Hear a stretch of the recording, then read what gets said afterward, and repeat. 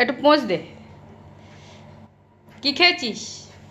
সবজি ভাত ভেজ, তারপরে খেয়েছিস শশা হজম করার জন্য। খেয়ে দে এখন বসে আছিস। এই হচ্ছে খাবার নমুনা। এইদিকে এইটাই হচ্ছে প্রকৃত বাড়ি। দাঁড়া, এই যে এই একটা আমাদের আর্টিস্ট, এই একটা আর্টিস্টের কাজ। আর এই হলো আর্টিস্ট আমাদের, এই যে আর্টিস্ট, এই যে আর্টিস্ট বাবু যাচ্ছে, দেখো কোমর দুলায় নাচে, নেচে নেচে হাঁটে কোমর দুলিয়ে। এই হচ্ছে আমাদের আর্টিস্ট, মডেলিং আর্টিস্ট। হ্যাঁ, এই হচ্ছে মডেলিং আর্টিস্ট। এই এখানে ওঠো, সোফায় আসো।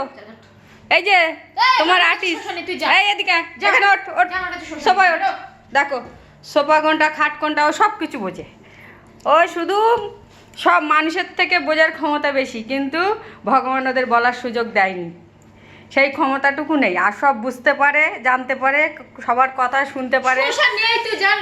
এই হচ্ছে, ওঠো ওঠো এখানে ওঠো, সব কিছু কমপ্লিট। ওঠো, আই সোফা ওঠো, কই সোফা ওঠো, ওঠো ওঠে শুয়ে পড়ো, বসো, শুয়ে পড়ো, শুয়ে পড়ো, শুয়ে পড়ো, শুয়ে পড়ো।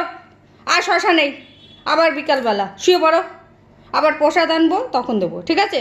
শুয়ে পড়ো, ফোনটা সরাও, শুয়ে পড়ো, শুয়ে পড়ো। শশা নেই তো, হাত খালি। নাকে দেখো ভাতের ঝোল।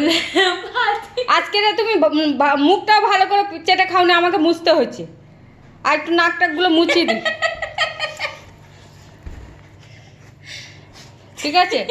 এদিকে খাবার লেগে আছে। হ্যাঁ, লোককে কি বলবে মুখের মধ্যে এঁটো থাকলে? হ্যাঁ, এরম করে কেউ করে? এরম কাজ কেউ করে?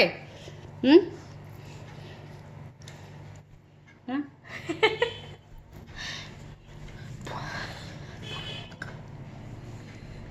এই হচ্ছে আমাদের আর্টিস্ট বাবু।